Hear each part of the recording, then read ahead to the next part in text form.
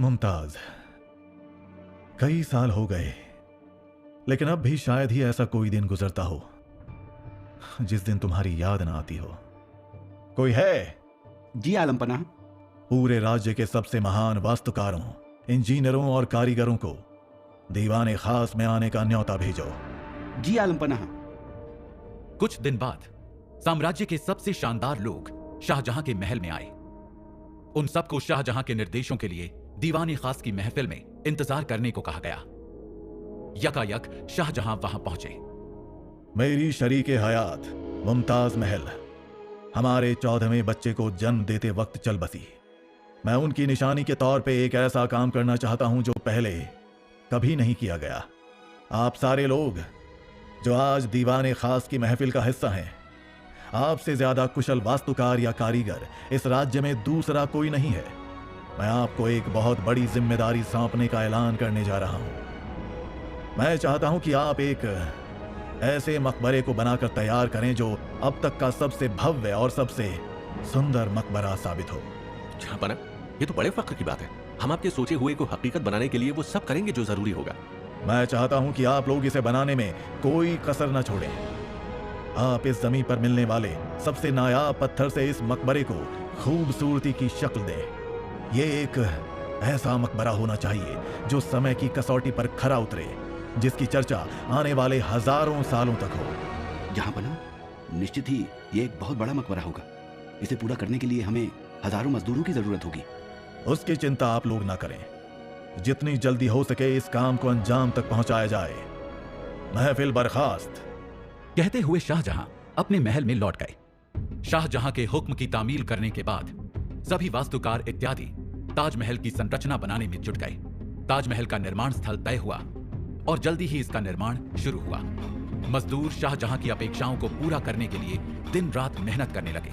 हथौड़ों और छैनी की आवाज पूरे इलाके में गूंज उठी, क्योंकि शुरू में मजदूर उत्साहपूर्वक काम कर रहे थे। एक दिन शाहजहां के वजीर शुक्रुल्लाह शिराजी ने जायजा लेते हुए एक शिल्पकार से पूछा, काम कैसा चल रहा है? हुजूर, बहुत अच्छा नहीं चल रहा है। हमें और मजदूरों की जरूरत है। क्या तुम मौजूदा मजदूरों से ज्यादा काम नहीं ले सकते? मजदूर पहले ही अपने वक्त से ज्यादा काम कर रहे हैं। इससे ज्यादा मेहनत करवाना जुल्म होगा। सब लोग सुनो, आज और इसी वक्त से तुम सब दिन के अलावा रात के तीसरे प्रहर तक काम करोगे। जो भी इस हुक्म की तालीम नहीं करेगा सजा का हकदार होगा। लेकिन हुजूर, ये तो जुल्म है। शुक्रुल्लाह शिराजी ने गुस्से से शिल्पकार की तरफ देखा और बिना कुछ कहे चला गया। हालात बदतर हो चुके थे। मजदूरों को बिना आराम दिए चिलचिलाती धूप में लंबे समय तक काम करवाया जाने लगा। जो लोग अपने काम को पूरा नहीं कर पाते थे, उन्हें अक्सर कोड़े या पिटाई के साथ गंभीर रूप से दंडित किया जाता था। एक दिन रहीम नाम का एक मजदूर थकावट से गिर गया। वो कई दिनों से बिना किसी आराम के काम कर रहा था। मैं अब ये नहीं कर सकता। उठो, आलसी कुत्ते, हमारे पास आलसियों के लिए वक्त नहीं है। मैं नहीं कर सकता, मुझे आराम की जरूरत है। आराम अब तभी मिलेगा जब ताजमहल बनकर तैयार हो जाएगा। अब काम पर लौटो आलसी। जैसे जैसे दिन बढ़ते गए, हालात और बिगड़ते गए। मजदूरों को उनकी सीमा तक धकेल दिया गया और दंड अधिक कठोर हो गए। कई मजदूरों को चोटों के साथ काम करने के लिए मजबूर किया गया और कुछ की निर्माण स्थल पर मृत्यु भी हो गई। एक दिन मजदूरों के समूह ने तय किया कि वो अपनी बात शाहजहां तक पहुंचाएंगे। जहांपना, हम और जुल्म नहीं सह सकते। हम जानवर नहीं, इंसान हैं। तुम सब मजदूर हो लेकिन इंसान हो। तुम सबको ताजमहल बनाने के लिए काम पर रखा गया था, मगर इस कीमत पर नहीं। मैं तुमसे वादा करता हूं, मैं इस जुल्म को खत्म कर दूंगा और ये तय करूंगा कि तुम्हारे साथ उस इज्जत और ईमान के साथ पेश आया जाए जिसके तुम हकदार हो। मजदूरों ने शाहजहां को कृतज्ञता की दृष्टि से देखा और कुछ ने राहत के आंसू भी बहाए। उन्हें विश्वास नहीं हो रहा था कि उनके शासक को उनकी भलाई की परवाह है। मैं इसे आगे नहीं होने दे सकता। हमें मजदूरों के काम करने के तरीकों में सुधार करने का एक तरीका खोजना होगा।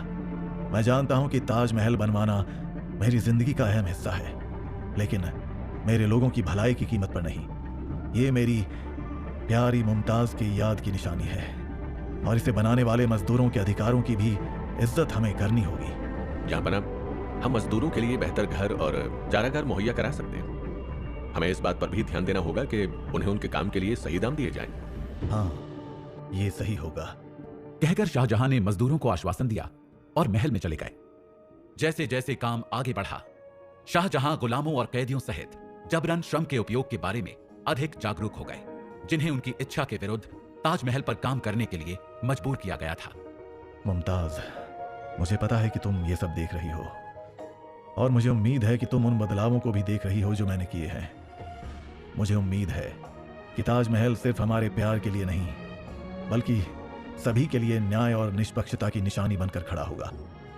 कुछ साल बाद, जहां बना सलामत रहे। कहो शिल्पकार। शाहजहां, हमारी बरसों की मेहनत रंग लाई। सफेदी की चादर ओढ़े ताजमहल आपकी पहली नजर के लिए तैयार है। आखिर हमारा बरसों का इंतजार पूरा हुआ। कोई है? जी आलम पना। आज दीवाने आम और दीवाने खास में ये ऐलान करवा दो कि कल सभी लोग ताजमहल के पहले दीदार के लिए मौजूद रहेंगे।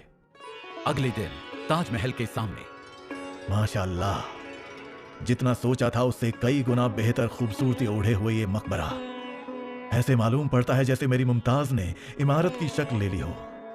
शिराजी, मजदूरों, शिल्पकारों और वास्तुकारों को इसे बनाने के एवज में इतनी दौलत दी जाए जिससे उनकी 7 पुश्तें बैठकर खा सकें। जी आलम पना। ताजमहल के एक एक कोने का मुआयना करते करते शाम हो चली थी। जब सूरज आसमान में अस्त होने वाला था, शाहजहां खड़े हो गए और मजदूरों की ओर मुड़ गए और कहा, मेरे अजीजों, आपकी कड़ी मेहनत और आपके बलिदान के लिए तहे दिल से शुक्रिया। ताजमहल आने वाली नस्लों के लिए एक प्यार के वसीयतनामे के तौर पर खड़ा रहेगा। मजदूरों और दरबारियों ने खुशी से तालियां बजाई। उनके चेहरे गर्व से दमक उठे। वे जानते थे कि वे वास्तव में किसी खास चीज का हिस्सा थे, कुछ ऐसा जो आने वाली पीढ़ियों तक याद रखा जाएगा। जैसे जैसे सूरज आसमान में डूब रहा था, ताजमहल एक अलग ही तरह की चमक में चमक रहा था। यह मंजर देखकर शाहजहां को लगा जैसे उसकी प्यारी मुमताज मुस्कुरा रही है। उसने उसकी याद को सबसे सुंदर तरीके से संजो दिया था, ताजमहल के रूप में।